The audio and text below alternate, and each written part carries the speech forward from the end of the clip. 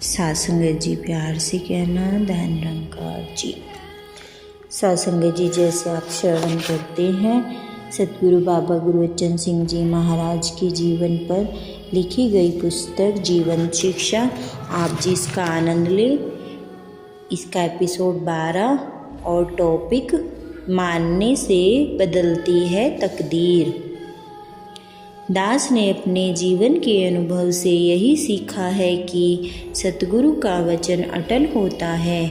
जीवन में जब जब हम सतगुरु का वचन मान पाते हैं तब तब विपदाओं, दुखों और अनहोनी घटनाओं से बच जाते हैं। और अगर वचन की कहीं कोई अवहेलना हो जाती है तो समझो इससे अधिक दुर्भाग्य और कोई नहीं। दास अपना निजी अनुभव पाठकों के समक्ष रख रहा है। यह बात वर्ष 1977 के दिसंबर माह की है। मुंबई का समागम संपन्न हो चुका था। दास की रेलवे की टिकट रिजर्व थी। जिस दिन मुंबई से चलना था उस दिन हुजूर ने दास को बुलाकर कहा कि आप अपनी रेल की सीट प्रधान जी को दे दो ताकि वह आराम से दिल्ली पहुंच जाए और आप कार से चले जाना। दास आदेश सुनकर नतमस्तक हो गया। हुजूर का ध्यान था कि सुबह सवेरे मंडल की सफ़ेद बस और कार साथ साथ इकट्ठे ही मुंबई से दिल्ली के लिए रवाना हो जाए, परंतु हरि मोहन शर्मा जी ने अपनी दलाली देते हुए कहा, बाबा जी ध्यान है कि मैं शास्त्री जी, कुलदीप जी और लद्दा ड्राइवर रात को ही निकल पड़ते हैं ताकि समय से दिल्ली पहुंच जाए। वहां मैंने पटेल नगर चौधरी साहब के लड़के की शादी में शामिल होना है और लावे पढ़ानी है। कुलदीप जी और लद्दा जी बारी बारी से गाड़ी चलाते रहेंगे। प्राय देखा कि अगर गुरसिख गुरु का संकेत न समझे और गुरु के वचनों की तरफ कोई विशेष ध्यान न दे तो गुरु चुप हो जाता है। हुजूर बाबा जी ने संकेत दिया कि समागम से के समय ड्राइवर की भी पूरी नींद नहीं ले पाते, इसीलिए रात को आराम करके सुबह सफ़ेद बस और कार साथ साथ निकल जाएंगे। मगर शर्मा जी ने बाबा जी को रातों रात निकलने के लिए मना लिया। हम रातों रात चल पड़े। अजमेर से कुछ आगे निकले ही थे कि ड्राइवर को नींद की झपकी आ गई और कार सीधी ट्रक से जा टकराई।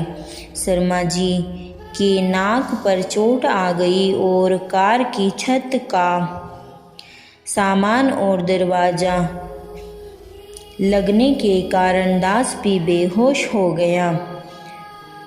लोगों ने जल्दी जल्दी पास के छोटे से अस्पताल में पहुंचाया। इस अस्पताल वालों ने फर्स्ट एड देकर अजमेर अस्पताल की ओर भेज दिया। जब दास को होश आई तो दास ने शर्मा जी से विनती की कि अस्पताल वाले हमें दाखिल कर लेंगे। दिल्ली खबर पहुंचते ही सभी घबरा जाएंगे। कई महापुरुषों को यहाँ आना पड़ जाएगा, इसीलिए यहाँ से भवन जाना ही ठीक रहेगा। यह सोचकर हम चुपचाप रिक्शा में बैठे और अजमेर भवन पहुँचे। आगे मंडल की सफ़ेद बस खड़ी थी जिस पर सवार होकर हम दिल्ली के लिए रवाना हो गए। रास्ते में दास ने अपने मन को बार बार टटोला और गुरु का वचन काट कर क्या मिला।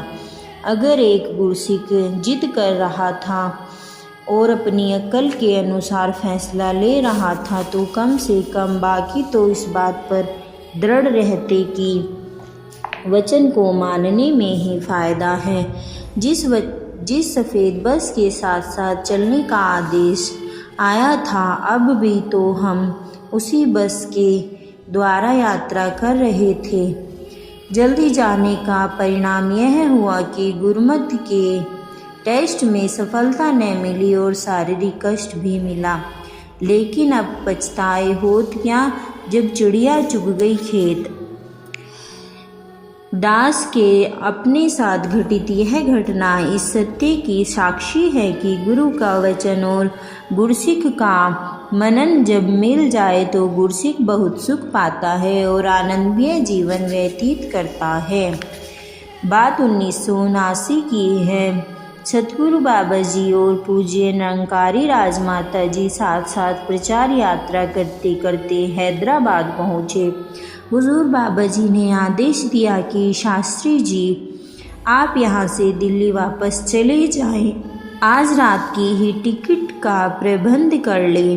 दास की तुच्छ बुद्धि में इस आदेश का यह कारण समझ नहीं आ रहा था, फिर भी दास ने सिर झुका दिया। यह बात जब साथ यात्रा कर रहे अन्य सदस्यों को मालूम हुई तो पूज्य पुजारी साहब, अनुराग तन्हा और अन्य महापुरुषों ने दास को सलाह दी कि मैं हुजूर से विनती करूं कि कुछ दिन का कार्यक्रम रह गया है, क्यों न सभी इकट्ठे ही वापस जाएं। किसी के ध्यान में शायद यह भी आ गया हो कि शास्त्री जी से रास्ते में कहीं कोई भूल हो गई होगी, जिस कारण बाबा जी यहीं से इन्हें वापस भेज रहे हैं। कई महापुरुषों ने मिलकर ममता मई राजमाता जी के माध्यम से बाबा जी को मनाने को कई प्रयत्न किए। राजमाता जी स्वयं भी हैरान थे कि यह महात्मा तो हर स्थान पर हमारी टूर पार्टी और अन्य संतों के लिए सहायक सिद्ध होते हैं, फिर बाबा जी इसे ही वापस क्यों भेज रहे हैं। एक दो महापुरुषों ने बहुत जोर देकर कहा, माता जी हुजूर से विनती करके देख लीजिए। बच्चों को तसल्ली के लिए माता ने बाबा जी के चरणों में विनती की तो हुजूर ने कहा, शास्त्री जी को मैं दिल्ली इसलिए भेज रहा हूँ क्योंकि वहाँ इन्होंने सेवा की आवश्यकता है। कई बार टेलीफोन पर मैसेजेस आदि देने होते हैं, तो फिर ऐसे कुछ काम होते हैं जो कोई जिम्मेदार महात्मा ही कर सकते हैं। इस समय उनकी आवश्यकता टूर पार्टी से ज़्यादा दिल्ली में है। मेरे साथ तो चड्ढा साहब भी हैं, वह सारा प्रबंध भी देख सकते हैं और संतों को संदेश देने का हुनर भी जानते हैं। फिर पूरी साहब भी हैं। इस समय दिल्ली दफ्तर में शास्त्री जी का होना बहुत ज़रूरी है। माता जी ने सिर झुका दिया और कमरे से बाहर आकर मुझसे हंसकर कहने लगे, शास्त्री जी आपका दाना पानी दिल्ली का है, वहाँ की सेवा आपको बुला रही है। दास ने ममतामयी माँ के चरण पकड़कर विनती की और तो मैं पहले ही तैयारी कर रहा हूँ। नौकरी क्या और नखरा क्या, सेवा क्या और मनमर्जी क्या, सेवा हुक्म में होती है न कि अपनी इच्छा अनुसार। इसीलिए दास को जहाँ भी रखो दास की उंगली पकड़ कर रखना। दास ने उसी रात गाड़ी पकड़ी। लगातार टूर करने के कारण कई दिनों की बेआरामी और थकान गाड़ी में ही दूर कर ली। एकदम तारोताजा होकर दिल्ली पहुंच गया। टूर पार्टी महाराष्ट्र का टूर करके नागपुर से होते हुए दुर्ग पहुंच गई। दुर्ग में तो पहले ही बाबा जी थे। माता जी और संत महापुरुषों पर घातक हमला करने की सभी तैयारियां हो चुकी थी। साजिश के अनुसार पूरी योजना बनाकर गाड़ियों पर हमला किया गया। इस घटना में बहन नीलम जी ने शहीदी पाई। तनाव भरा वातावरण बन गया। बाबा जी को दुर्ग में ही बाकी का समय रेस्ट हाउस में गुजारना पड़ा और फिर सरकार की ओर से निरंतर की गई प्रार्थना को स्वीकार करते हुए आप भोपाल से हवाई जहाज के द्वारा दिल्ली पहुंच गए। इन परिस्थितियों में इस घटना के संबंध में जो सेवाएं दास को दिल्ली में निभाने का अवसर मिला, उन्होंने एक बार फिर दास का रोम रोम इस अंतर्यामी त्रिकालदर्शी सतगुरु के सम्मुख झुका दिया, जो सब कुछ पहले जानते हुए भी निरंकार की लीला में कोई हस्तक्षेप नहीं करता, बल्कि उसे स्वीकार करने का उपदेश दूसरों को भी देते हैं और स्वयं भी करते हैं। दास सोचने पर विवश हो गया कि सतगुरु का यदि हुक्म मान सके तो भी धन्यवाद इसी का ही, और जो न मानने की शक्ति प्रदान करता है। करे आप ते नाम गुरसिखदा। आध्यात्मिक क्षेत्र के अनुभव वही महसूस कर सकता है जो आध्यात्मिकवाद हो। महात्मा लोग ही जानते हैं कि सतगुरु अपने गुरसिखों को किस प्रकार आध्यात्मिक बल प्रदान करता है और डुलायमान होने से बचाता है। बात उन दिनों की है जब बाबा गुरबचन सिंह जी सहित 64 निरंकारियों पर झूठा मुकदमा करनाल के सेशन जज की कचहरी में चल रहा था। मुकदमे के फैसले का दिन था। 60 महापुरुषों को जेल से कचहरी लाना था। इन सब का नेता भाई साहब गोविंद सिंह जनरल सेक्रेटरी को मानकर उनके दोनों हाथों पर हथकड़ी लगाकर जब कचहरी ले जाने लगे तो पल भर के लिए उनके मन में विचार आया, वह सच्चे बादशाह कभी तो इतना सम्मान देते हो कि देश भर में बड़े बड़े नेताओं से मेल मिलाप और मान सम्मान दिलाते हो और कभी हथकड़ियाँ लगवाते हो। अभी मन में भाव आया ही था कि बाबा गुरबचन सिंह जी इस निराकार में से दिखाई पड़े। अभी खूंटी को 3 बार धरती पर ठोका और फरमाने लगे, घबराओ नहीं, वह भी मेरा काम था और यह भी मेरा काम है।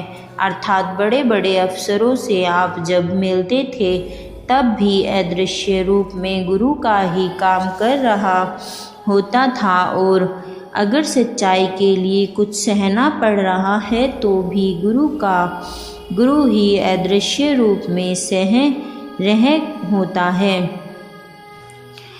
इस आवाज़ को आते ही गोविंद सिंह जी को आत्मिक बल मिल गया और साथ ही एहसास हुआ कि शरीर चाहे गुरसिख का ही होता है, लेकिन कर्ता स्वयं सतगुरु होते हैं। इसी तरह की एक अन्य घटना है जो प्रकट करती है कि कैसे सतगुरु अपने भक्तों के मान को कर्ता भाव का अहंकार मिटाता है, ताकि गुरसिख पाक साफ और अभिमान से रहित होकर आत्मिक आनंद प्राप्त कर सके। बात उन दिनों की है जब देश में सीमेंट राशन कार्डों पर मिलता था। सीमेंट का कंट्रोल होने के कारण प्रत्येक ज़रूरतमंद को लंबी लंबी कतारों में खड़े होना पड़ता था। संत निरंकारी मंडल के सत्संग भवन देश में कई स्थानों पर बनाए जा रहे थे।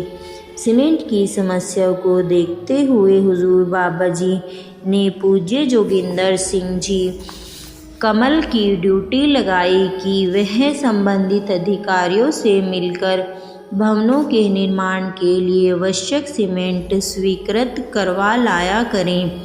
इस सेवा को निभाने के लिए पूज्य कमल जी को अक्सर संबंधित कार्यालय जाना पड़ता। इस कारण आपकी जान पहचान काफ़ी बढ़ गई थी। एक दिन आपके मन में ध्यान आया कि मुझे तो इस दफ्तर में बड़े अधिकारी से लेकर चपरासी तक सभी जानते हैं। सबके सब बहुत प्यार और सत्कार देते हैं और साथ ही मेरा काम भी कर देते हैं। यह काम शायद मैं ही कर सकता हूँ। यह सूक्ष्म सा अहंकार ना जाने कब दिमाग में घुस गया।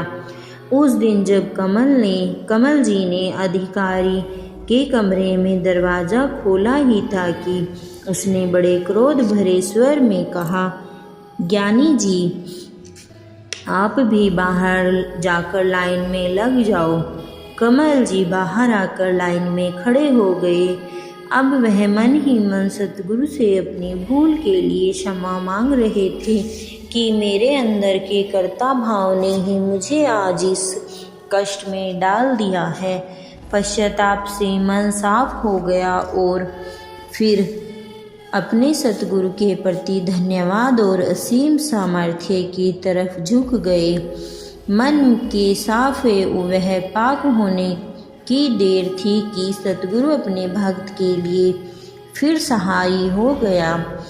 उसी अधिकारी ने जिसने पहली बार लाइन में खड़े होने का हुक्म दिया था, अपने चपरासी को भेजा और कहा, वह जो ज्ञानी जी सफ़ेद पगड़ी वाले खड़े हैं उन्हें बुला लाओ। जब कमल जी कमरे में पहुँचे तो उस अधिकारी की आवाज़ और ढंग दोनों बदल चुके थे। उसने बड़े मुस्कुराते हुए कहा, ज्ञानी जी, आप तो परोपकार वहने कार्य के लिए आए हैं, किसी निजी काम के लिए नहीं। आपको धूप में खड़े होने की कोई ज़रूरत नहीं। हुक्म करो, कितनी बोरियां चाहिए। कमल जी ने आवश्यकता अनुसार सीमेंट की सेशन रसीद प्राप्त की। अधिकारी का धन्यवाद किया और कमरे से बाहर आ गए। साइकिल पर सवार कोठी की ओर बढ़ रहे थे, लेकिन दिल दिमाग सतगुरु के चरणों से जुड़ा हुआ था, जिसने व्यर्थ की परेशानी से बचा लिया। निरंकारी कोठी पहुँचते ही हुजूर बाबा जी आपसे मिले। जब आपने नमस्कार की तो हुजूर फरमाने लगे, कमल जी, अब तो आपकी इस दफ्तर में काफ़ी जान पहचान हो गई होगी, काम जल्दी हो जाता होगा।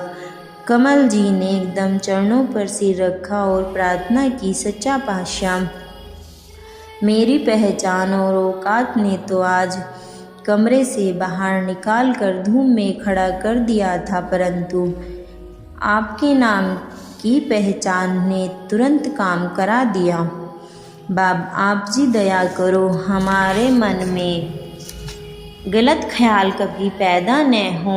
हमें अपनी औकात और सतगुरु की सौगात सदा याद रहें। दास ने जब कमल जी से यह घटना सुनी तो एकदम ध्यान आया कि जैसे दूध से भरे हुए बर्तन में एक बूंद खटास पड़ जाए तो सारा का सारा दूध खराब हो जाता है। इसी प्रकार जब गुरसिक में थोड़ा सा भी कर्ता भाव अथवा अहंकार आ जाए तो गुरसिक अपने भक्ति के आनंद से वंचित रह जाता है। गुरसिक तो एकमात्र एक वाद्य यंत्र की भांति है जो स्वयं कभी नहीं बजता जब तक कि कलाकार इसे न बजाए। इस प्रकार बाहर से देखने पर अलग अलग व्यक्ति काम कर रहे होते हैं, परंतु उनके पीछे गुरु की शक्ति ही अदृश्य रूप में काम कर रही होती है।